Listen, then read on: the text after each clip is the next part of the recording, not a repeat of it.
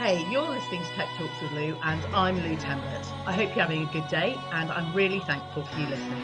So, this is Tech Talks with Lou, the show in which I discuss the top tech secrets for success from the best in today's digital world.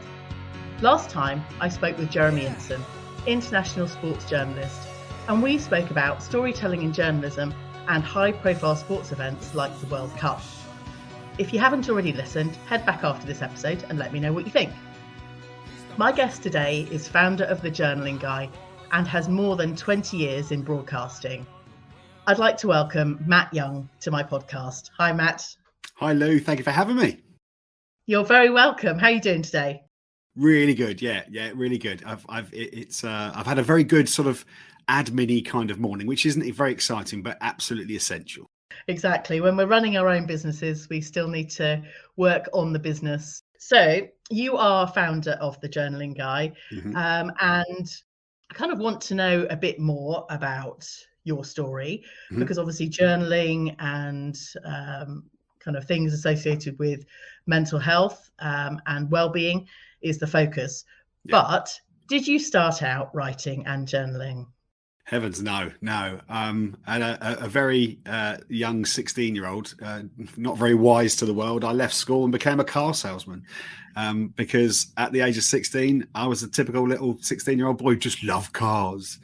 So, I did that wonderful thing back in the late 80s of going on to what was called the Youth Training Scheme, which we now just call an apprenticeship.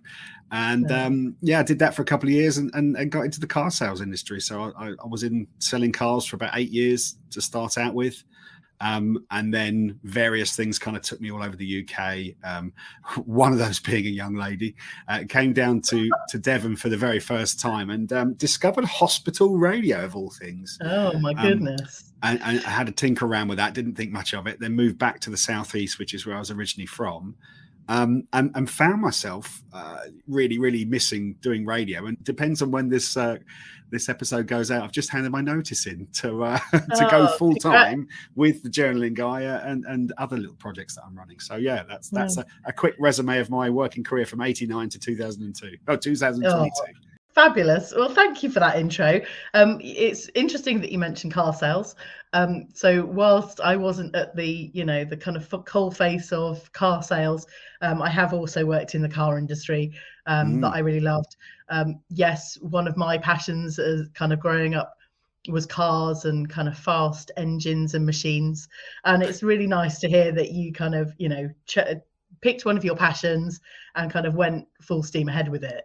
Because where else do you go when you're young, apart from to follow a passion? But I know so many of us end up kind of going through life choosing things that we think kind of historically might fit our lifestyle rather than digging into the actual passion. So I applaud you for doing that and, kind of going with that. But then also finding the broadcasting and feeling like that's something that you really enjoy, or you kind of learned to enjoy because you then missed it because you weren't doing it. Yeah. Well, I've literally had an epiphany as you've been speaking there. And actually, I do feel like my career has, all of a sudden, I've realised that my career has been quite passion-led, which is quite a thing to discover in your 50s. Congratulations for that. And it's good because you've honoured it. And now it's like, yeah, that's the reality. Yeah, I mean, I went to a very sort of, what's the best way to describe it? A middle-class grammar school, and the kids were all leaving to go and be city traders in London, and that was the last thing I wanted to do. Yeah. But I loved cars. Don't get me wrong, I was quite materialistic still, and I think the thought of having a brand new company car every 3 months was fantastic to a 16-year-old lad. So I was still chasing the money, but then the broadcasting thing was a bit of a surprise. That, I mean, everybody says, "Oh, well, you've always been able to talk and all that sort of stuff," but I really fell into that industry, and I think I only really worked in it. Well, I worked in it full time up until 2010, and I've kind of flicked back in and out of it. And I'm just finishing a 2-year run doing a drive time show for a tiny little community radio station, which is run by a bunch of friends of mine. And they weirdly came back into connection with them, and they said, "Did you want to come and work for us?" And I was like, "Yeah, I do."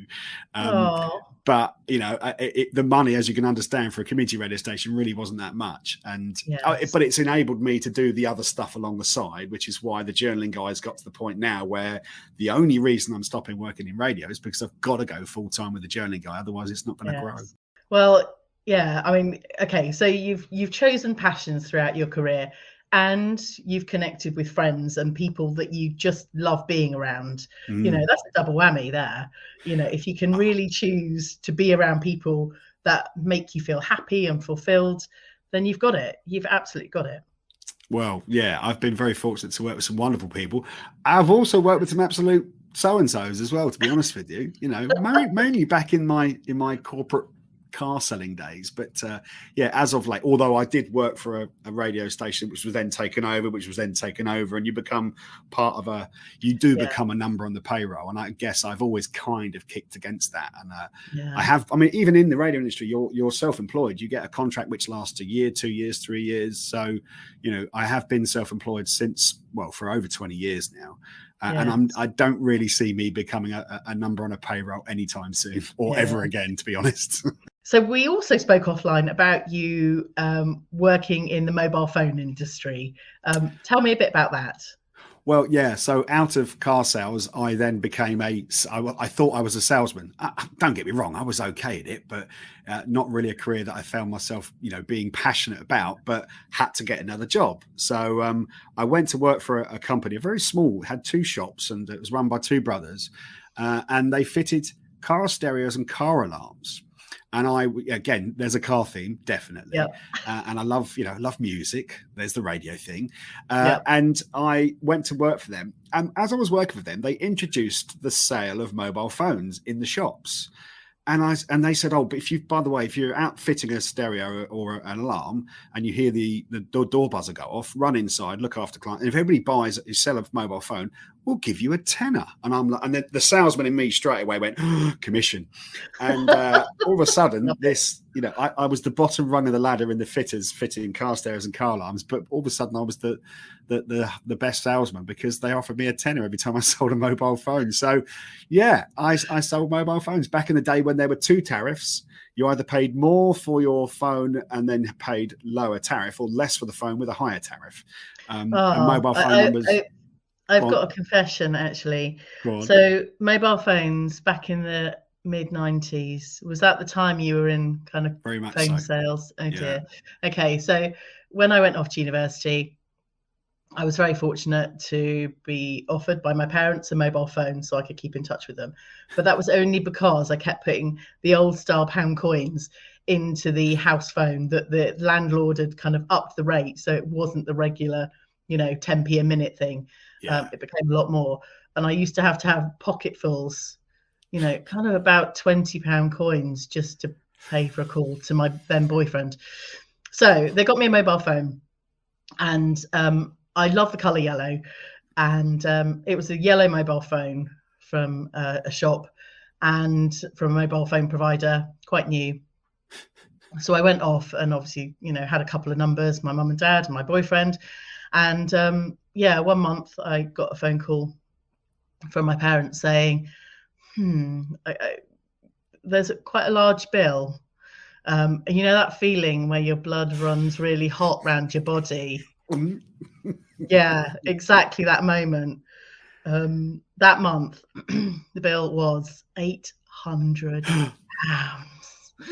And I know. Okay, so the whole talking thing, I can do it cheaper on a podcast now, so we're all right. Thank God for that.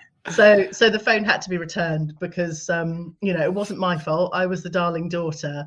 It was the fault of the provider, and the phone got handed back very, very quickly. Fair enough. Yeah, the bills were astronomical back in the day, weren't they? Oh well, I mean, I think so. I didn't have to pay them at that point. Yeah, I did, and so did all my clients who were buying phones from me. So, so there was a bit of a mobile phone thing. I even went on to sell fire extinguishers, believe it or not, which was a god awful job because it was all cold calling, and that's not someone wants to do day in day out. Well, I'm pleased it wasn't a hot call. Oh God. Sorry. Didn't realise my dad was here. He'd been bringing out the jokes. Crikey. Anyway, let's move on. So you've got the cars, you've got the music, and you've got the mobile phones. So the whole kind of talking, communicating in the broadcasting, working in local radio, doing it for the love of it rather than, any other, financial not gain for the money. I mean, apart from the £10 bonuses or commission on you selling your mobile phones. But it sounds like you've got a really lovely core of values and kind of passion for what you're doing now. So talk to me about the journaling guy, because that's ultimately why we're having this discussion. Well, thank you. Yeah. So I will go back a little bit to introduce how the journaling guy came about, because the last thing I am is a writer. And a friend of mine launched a book the other day, and there was a really interesting statistic. 81% of us think we have a book in us, but 0.008 of us actually publish a book. So it's not even like a tenth of 1% of people actually publish books. Okay, so, I like that stat. I like to be the lower stat person. So watch the space for a book. My friend was delighted. Yeah. So go back to probably, well, I know the date I bought a domain name. It was back in 2015. So here I am in 2015, just approaching, or really honestly already in middle age. And I was seeing around me a lot of men that were just struggling a little bit. Now, I don't know if you can tell already, but Lou and I, I know you, Lou, you know me. I'm quite an open person. And I was seeing a lot of guys around me that weren't. And I thought, well, and so I bought a domain name, which was literally middle-aged-men.co.uk or something like that, which I've since relinquished. And you're free to go and buy it if you want, because I'm not going to buy it back off of you if you want to make some money out of me.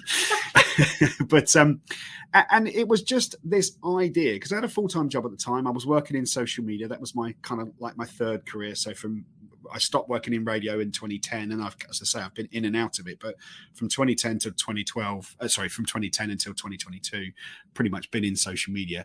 And I bought this domain with an idea of helping middle-aged men communicate better.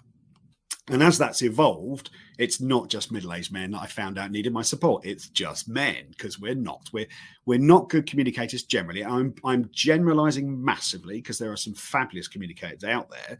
But we're a little bit emotionally constipated, which I think is a probably better way of describing what I was trying to fix. And this evolved, and I got talking to more men, and I found that younger men were struggling with it as well.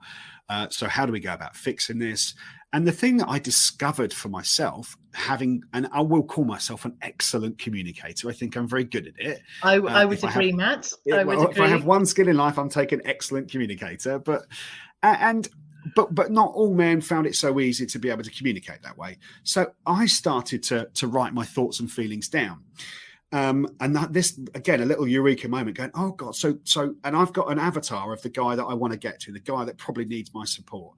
And that's Barry down the boozer. Barry's the guy that props up at the bar in the boozer and tells everybody how to do things. And, he's got the world sorted. Barry's actually quite a lonely guy, and he's not got that many friends, because the people down the boozer don't really, oh God, Barry's telling us how to run a business and telling us how to cure world hunger and all this sort of stuff. Barry needs to take a little bit of time and write his thoughts and feelings down in a journal, because that's the way that, and I'm gonna carry on calling him Barry. I'm sorry if your name is Barry, but it's just my avatar I wrote about. And and that's the way that Barry can actually break down those barriers that he has and actually have some decent, heartfelt, honest conversations with people by starting to do that, first of all, with a piece of paper. And it's just as simple as, right, I've got so much stuff going on inside my head. Let's just get some of that down on a piece of paper to free up a bit of space in my head to kind of go about my everyday life. And that's literally where the journaling guy sprang from. Nothing more complicated or cleverer than that, really. And I think I've always said I'm not a writer. And if you saw my journals, which, by the way, you probably never will, because I'm really honest in those things. And I write down the best and the worst of times in there because it kind of gets everything out. But, I'm qualified to be a GP because my handwriting is terrible. It looks like a spider's crawling across the page. But it's again, it's not about having correct grammar. It's not about crossing the T's and dotting the I's. It's about a download, a brain dump onto a piece of paper. So you do not need to be a skillful writer. You just need to get those thoughts as you hear them in your head onto a piece of paper. Okay, Matt. So one of the questions that comes up in my mind when you're talking is, why does Barry need to write? Does he think he needs to write? What's the point? What's the question that is coming to Barry's mind to make him pick up a journal or pick up a piece of paper and a pen and write? Barry needs to have the realization that his life is be quite harsh here. It's quite a superficial life that Barry's leading, and there is more to life than propping up the bar in the pub 5, 6, 7 nights a week. There are better things. Does he, this imaginary person, does he think he knows that there's something better? What I'm trying to get at is, what's the trigger point for someone deciding to start journaling? What is it around them, or what are they feeling to make them question themselves? Because they may not have questioned themselves for the whole of their life.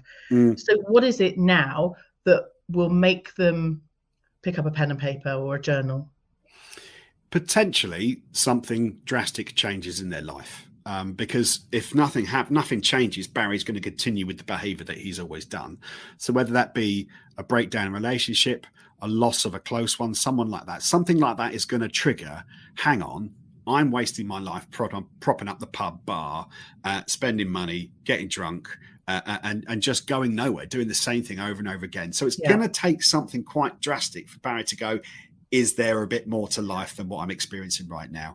And it's a shame. My difficulty is getting to the Barrys of this world. I can do my journaling stuff with a corporate audience and with entrepreneurs like ourselves, people like us. We will probably be a bit more open to this. But Barry down the pub just reads the newspaper, and it's one that tells him one story. So getting to him is difficult. But my idea is to put the stuff out there through my social media channels. And when Barry has that situation in his life where he says, surely there's a bit more to it than this, hopefully Barry sees my stuff, which is, I'm trying to make it as accessible as possible, because it's not like this, journal and your life will be solved. It's nowhere near as easy as that. But actually, just that softer side of guys that I want you to be in touch with and be open to sort of, different ways of thinking, rather than just being that bloke down the booze that tells everybody what to do. So what I'm hearing and thinking is that, someone having a life experience where they're literally doing the same thing day in, day out, and they're just noticing that they're doing the same thing day in, day out. So maybe they may or may not have a trigger point, but I guess it's that monotony of life.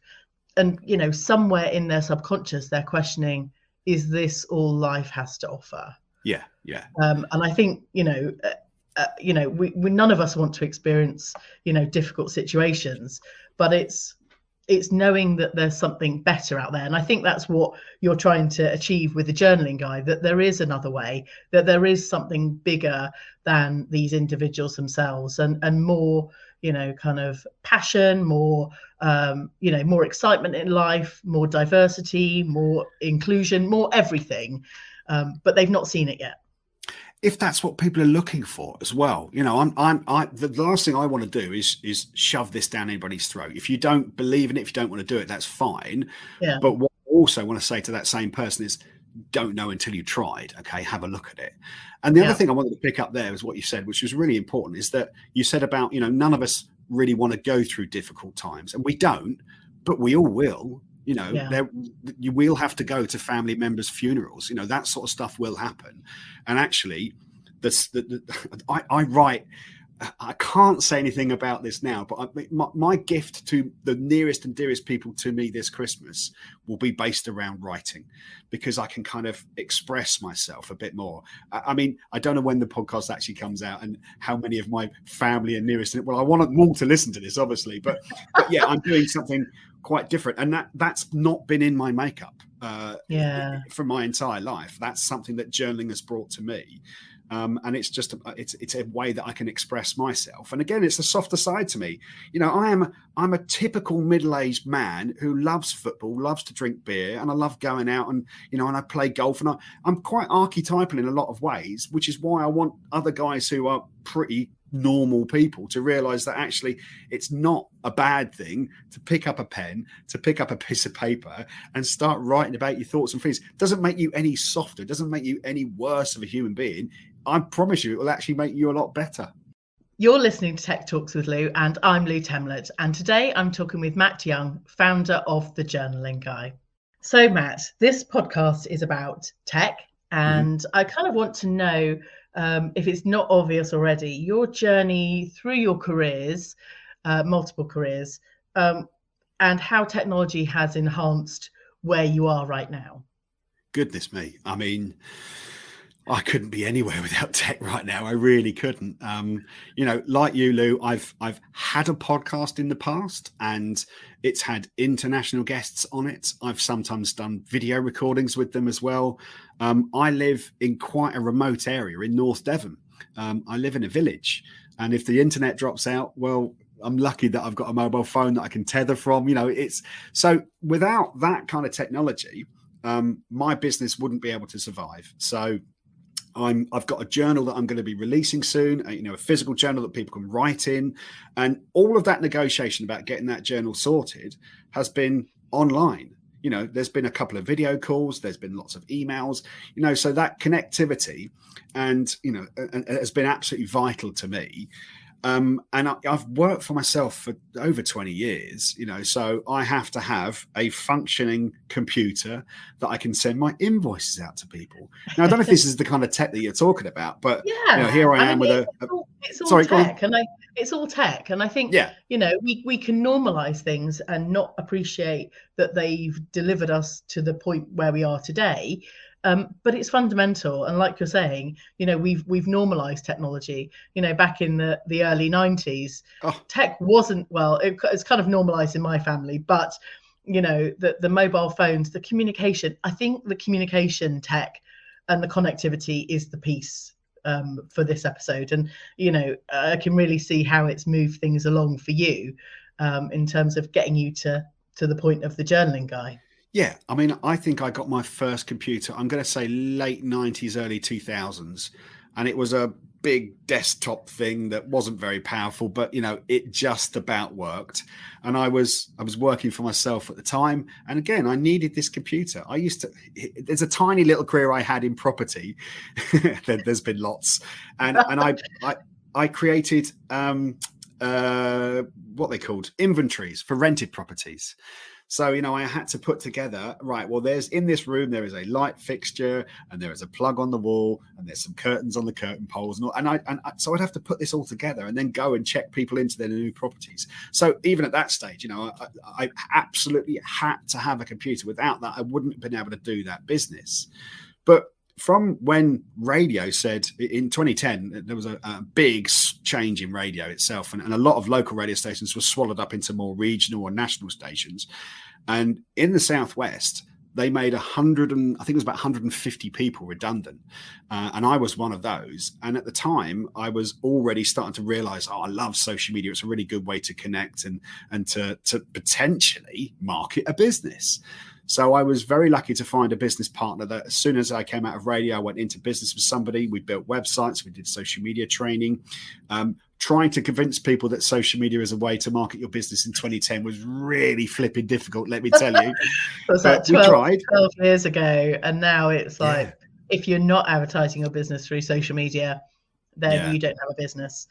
But again, you know, the guy I worked with ran several companies, And one of those was building apps. He was already starting to be an app developer back in 12 years ago, which for the Southwest was quite forward thinking, believe you and me, because we're a little bit behind the curve down here, but that's why I live here. Come on. Look, I went to university in Plymouth. We were doing all those things. There are pockets, I agree, but all over the UK, there are wonderful people doing tech stuff and initiatives. But are they shouting about it? Are they talking about their achievements? Maybe not. But it's about having a voice and recognizing all of those amazing people and skills. Just want to shout that out there because that's kind of good. So I also want to come on to men's mental health, because your target audience, or the person that you really need, or you'd love to engage with, the journaling guy, are men. Am I right in thinking any age man, or have you got a specific kind of demographic? Again, where I started out from with Who Needs Instructions was middle-aged men, but no, and it's very much about because one of my best friends is a guy in his late 20s. In fact, no, he's just turned 30, but I've known him since his late 20s.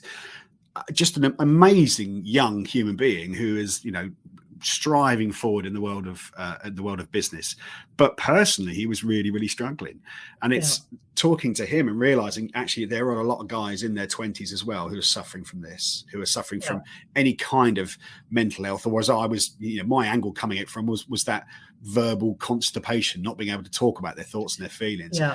And this guy now is a much more open human being about it. We talk about journaling together all the time. In fact, I spent 2 hours with him on Saturday afternoon. But the journaling sort of things is very much not aimed at men, although I think men will probably benefit from it the most. Purely, and everything I say here is a massive generalization, but I think it's generally accepted that women are better communicators than men. Now, if I look at the people that have taken my journaling courses, it's about a 50-50 split. And I'm more than happy with that. I certainly don't want to just create journals for men. I want people to be able to journal, to look after themselves and to get to know themselves better. And if that means women take the course, if that means men take the course, I really don't mind either way. But I do think that it's all evolved from getting men to communicate better. So the angle was, let's help men out. Do you know what? If it helps women as well, fantastic.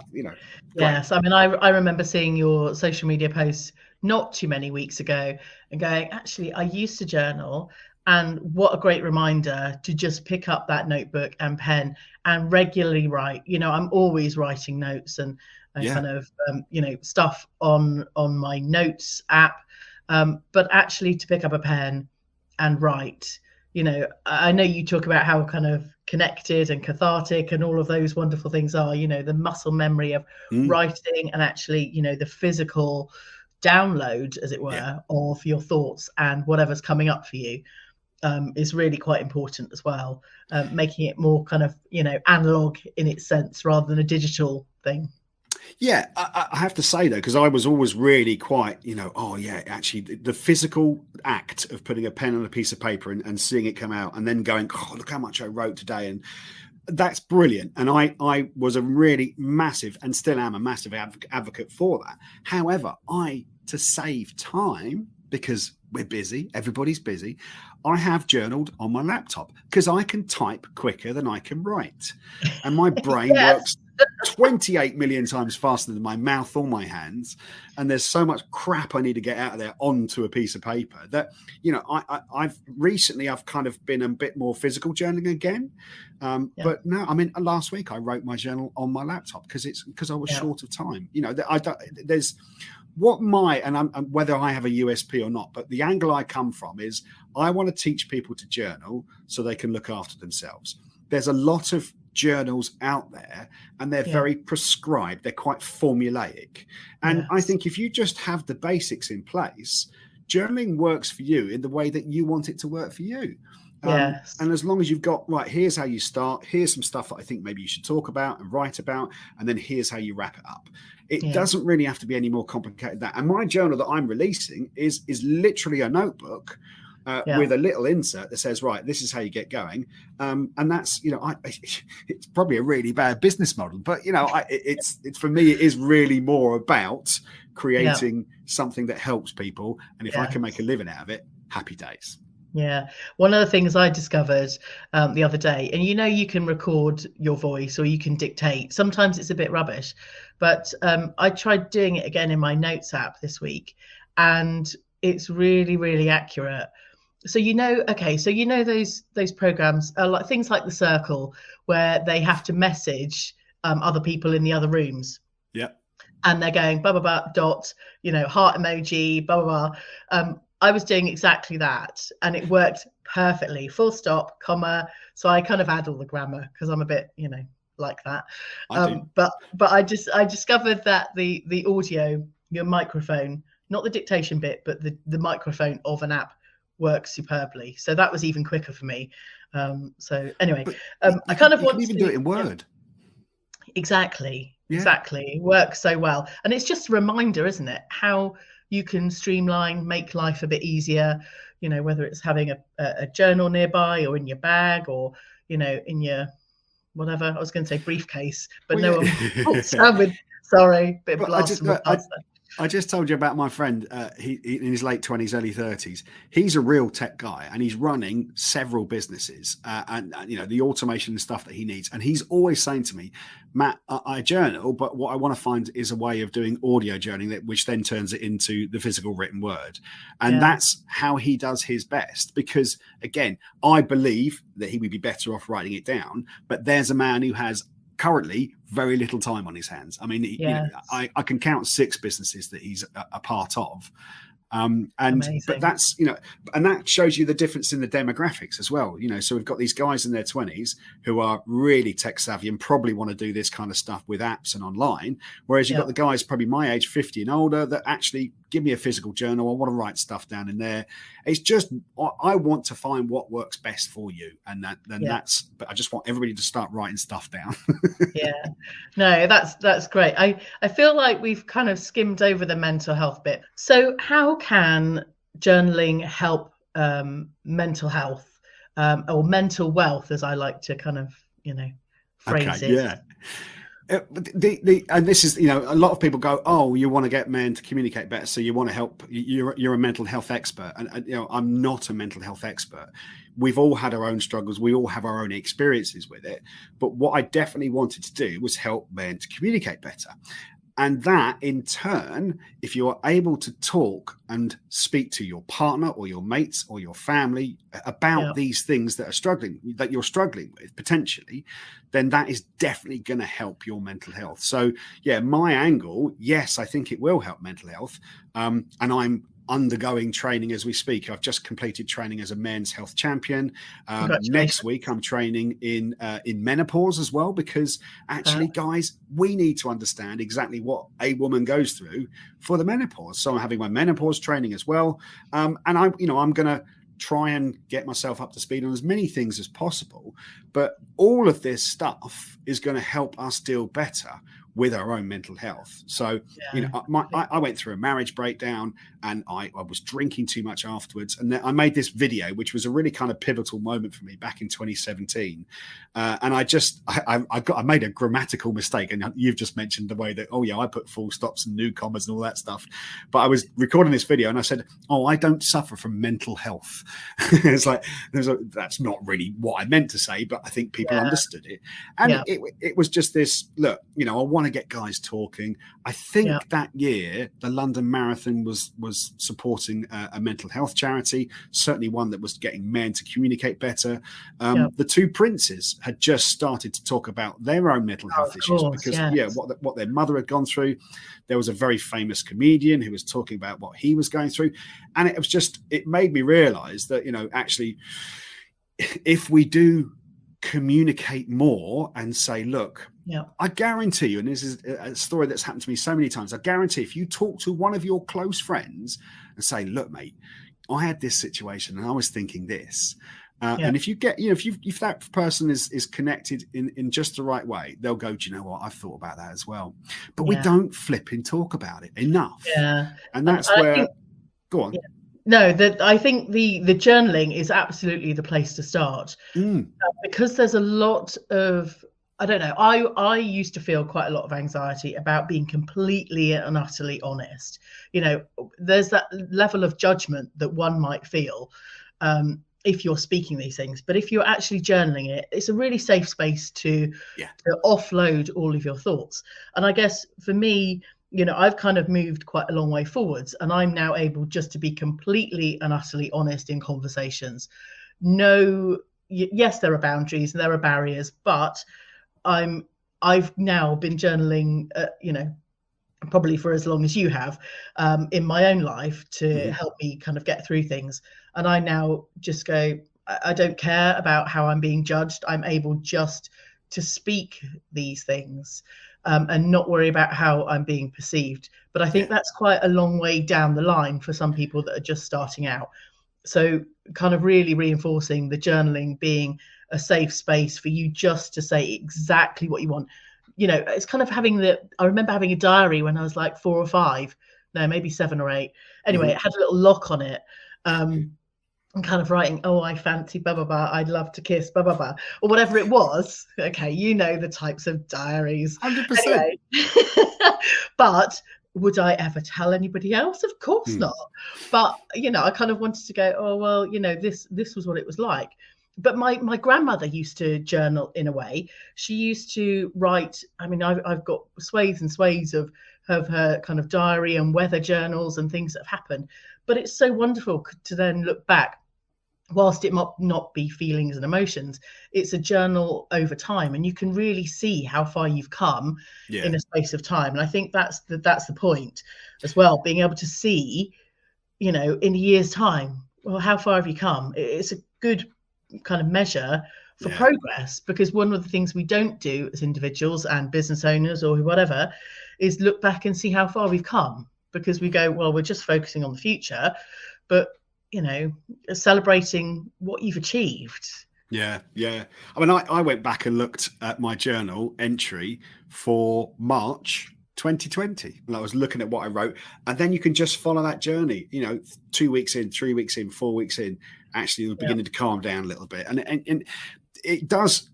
The other really, and there's so many different aspects that we can talk about journaling, but you know, if you are in a low ebb currently, go back and look in your journal when you're at a high ebb. What were you writing about? What were you doing? What were the actions? You know, those sort of things. And it's that you can learn from, you know, where we were and what put me in a good space. Because journaling is just a tiny part of it. Okay. I'm really big on my own, on looking after myself. And that's something I've learned through journaling.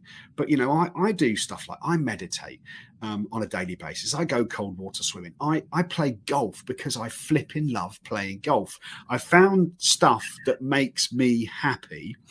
And and just to get back to the stuff, I'm a really open and honest person, Lou. You know me. I will talk about most things, but there is stuff that goes in my journal that I will never talk to people about. And I think that's why it's still that little release. It doesn't have to sit and bonk, you know, bonk, bonk, bonk up inside your head. It can go down onto that piece of paper and just get it all out there. So it is really, you mentioned the word earlier on, it's really cathartic in it. And you write about the good stuff as well as the bad stuff. Get the bad stuff out of your head onto a piece of paper. But you write about the good stuff. I always finish off my journals with what am I looking forward to? I finish it off personally with I would like to attract ... And I complete that sentence. And that can be a business situation or a personal situation. I'm going, you're attracting more golf weekends. That's what I can see. or I mean, definitely, yes. And I've written about women. I've put I want to attract so-and-so on there as well. 100% I've done that. I'm just never going to tell anybody who I wrote down. Well, okay. So you talk about, you know, looking forward to things and what you want in your life. What is next for the journaling guy? Well, I have just handed my notice in, and everybody who needs to know knows, but because I'm a radio presenter, I haven't said it on the radio yet. So I only hope that I get to do that before this podcast is released. We'll talk about that offline. Yeah, absolutely. But so I've handed my notice in. So I live in rural North Devon now. I'm moving back down to Exeter, an area I know well, an area I've lived before, and I've got a really good business network and support network around there. I'm going to go all in on the journaling guy. and Who Needs Instructions, but my current focus is the journaling guy.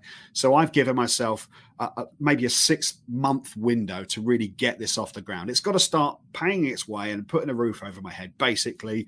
But when you believe in something so passionately, and I've done plenty of business plans. You and I have the support of some really good mentors and people like that. And you know, I wouldn't be. I don't mind taking a risk. I don't mind taking a risk, but it's a calculated risk. So yeah, I'm just going all in on this. I'm going to be creating content. I'm going to be running workshops. I'm going to be selling journals. I'm going to be 24/7 journaling, because actually I am already 24/7 journal. I journal every single day, and now I get to talk about it during the day as well. So I'm just going to go for it. And the idea in very sensible terms is that this can create some money, which I can then put into Who Needs Instructions. And the plan for Who Needs Instructions is for that to be a community interest company. It's a CIC. It's a not-for-profit organization. And I want to start workshops and groups and help men communicate better, be a bit more open and honest. Simple as that. So big plans, really. Got to get guys talking more. Fabulous. So yeah, I kind of want to invite you to publish one of your journals. Just, you know, obviously make it for public consumption. But, you know, I kind of want to see, and then, you know, literally revisit in 6 months' time and go, okay, Matt, you said in 6 months' time, where are you now? Anyway, that's the kind of like, you know. Well, that was really interesting, because I did publish one page of a journal the other day, and just to kind of give people an example. Look, this is the kind of stuff I write about. And don't get me wrong, it was filtered, but it was quite business focused in terms of, you know, it was one of those days where I said, God, wouldn't it be nice just to have a job and a salary and have someone else make decisions? It was one of those days, Lou. And you and I know as self-employed people, they come around from time to time. So I was just being really blunt and honest, and I put that stuff out there.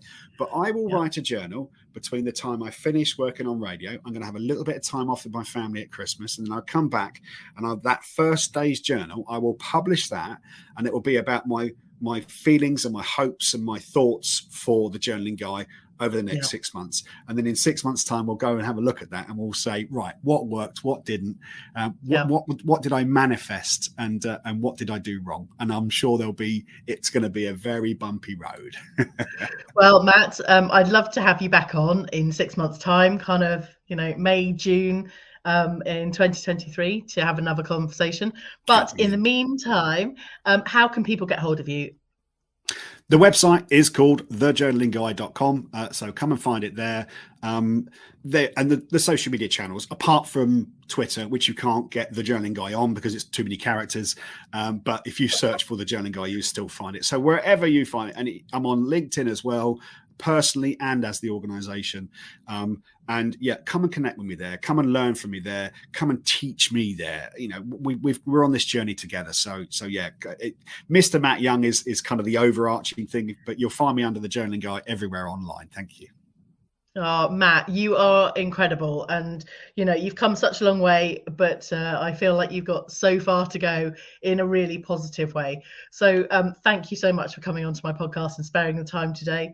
And hopefully we'll catch up again really soon. Lou, that's really sweet of you. Thank you very much. We've known each other for a year or so now, and we've both come a long way in that time. And it's great to see you growing as well. Thank you. Oh, you're welcome. I hope you've enjoyed this episode as much as I have recording it. I look forward to have you listening in again for the next episode. And in the meantime, I'd love you to rate, review, and download this episode. Thanks again for